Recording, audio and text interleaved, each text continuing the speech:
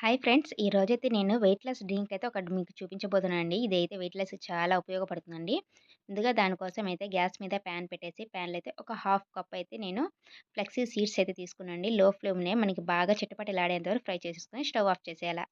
ఇవి బాగా చల్లారిన తర్వాత ఒక మిక్సీ జార్ తీసుకొని, ఆ మిక్సీ జార్‌లో అయితే ఇవన్నీ యాడ్ చేసుకొని మెత్తటి పౌడర్ లాగా అయితే చేసుకోవాలండి.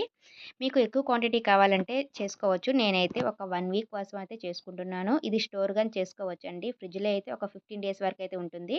బయటైతే ఒక 1 వీక్ వరకైతే ఉంటుందండి. ఇలాగ మనము ఒక గ్లాస్ జార్‌లో అయితే స్టోర్ చేసి ఫ్రిడ్జ్‌లో పెట్టేస్తే మనకు ఒక 15 డేస్ వరకైతే పాడవకుండా ఉంటుంది. నేనైతే వీక్లీ 1 టైమ్ చేసుకుంటూ ఉంటాను. అందుకని తక్కువ క్వాంటిటీ తీసుకున్నాను.